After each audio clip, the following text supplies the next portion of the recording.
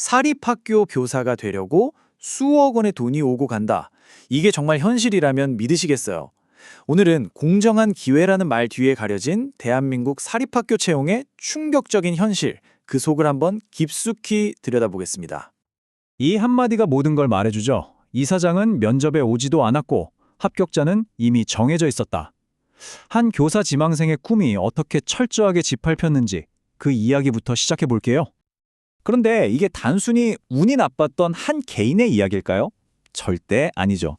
이가영 씨의 경험은 대한민국 사립학교 채용 비리라는 거대한 빙산의 일각에 불과했습니다. 경찰 수사로 드러난 그 비리의 구조를 보면요, 정말 기가 막힐 정도로 체계적입니다. 먼저 정규직 전환이 간절한 기간제 교사를 콕 집어서 접근해요. 그리고 학과 발전기금이라는 그럴싸한 이름으로 돈을 요구하죠.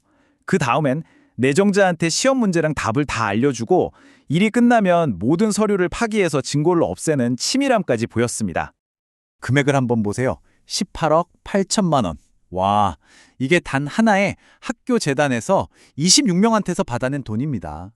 단순 계산만 해봐도 교사 자리 하나에 거의 1억 원이 오고 갔다는 얘기죠.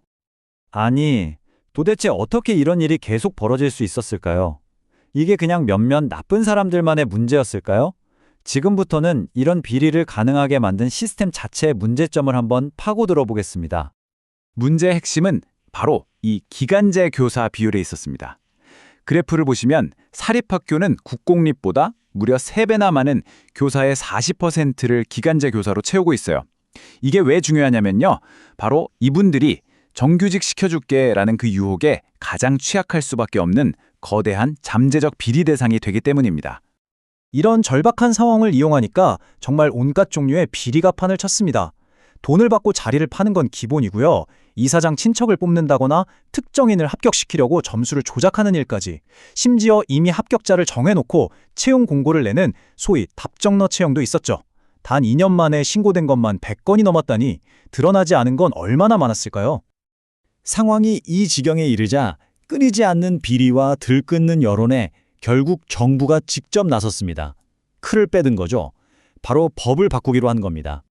정부가 내놓은 해법은 아주 간단하고 명확했어요. 의무위탁채용법입니다. 이게 뭐냐면 가장 말이 많았던 1차 필기시험 있죠. 이걸 아예 학교 손에서 떼어서 교육청에다 맡겨버리도록 강제하는 법입니다. 그럼 이 법 때문에 채용 과정이 어떻게 바뀌었을까요? 이전에는 필기시험부터 면접까지 A부터 Z까지 전부 학교 마음대로였죠. 그런데 이제는 1차 필기시험만큼은 교육청이 주관해서 공정성을 확보하게 된 겁니다. 하지만 여기서 중요한 포인트, 면접이나 수업 시연 같은 2처 전형은 여전히 학교의 권한으로 남아있다는 점이에요.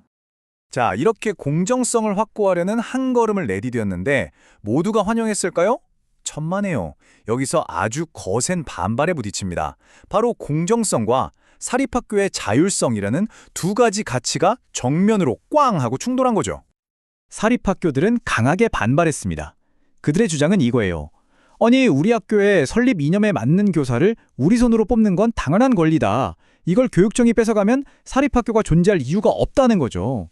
한마디로 이건 학교의 정체성과 직결된 자율성의 문제라는 겁니다. 하지만 반론도 만만치 않았습니다. 전문가들은 이렇게 말합니다.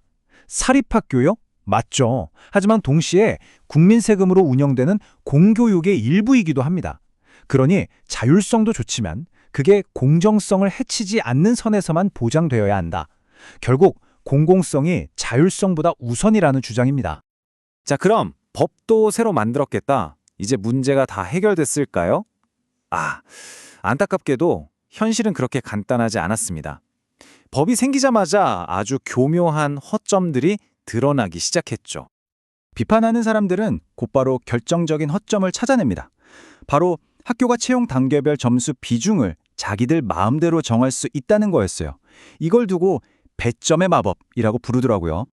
예를 들면 이런 식입니다. 한번 보세요. 교육청이 공정하게 관리하는 1차 필기시험 비중은 10%로 확 낮춰버리고요.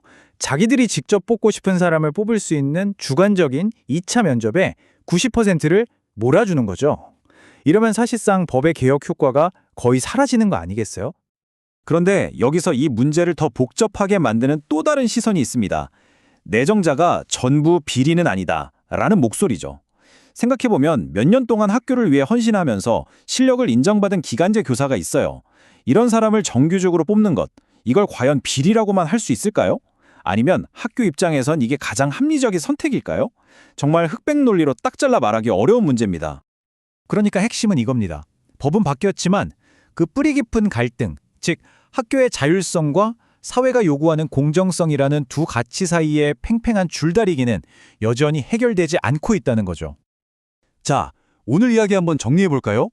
수년간 이어진 채용 비리가 신뢰를 완전히 무너뜨렸고 그래서 정부가 법을 바꿨습니다.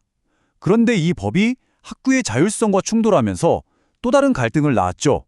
게다가 점수 조작 같은 꼼수도 여전하고요.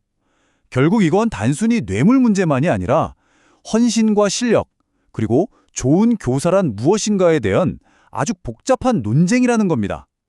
그래서 오늘의 이야기는 우리 모두에게 이런 질문을 남깁니다. 교육 현장에서 학교에 주는 자율성과 우리가 바라는 공정성 사이의 그 올바른 균형점은 대체 어디에 있는 걸까요? 지금까지 복잡한 이슈의 실타래를 풀어보는 시간이었습니다. 감사합니다.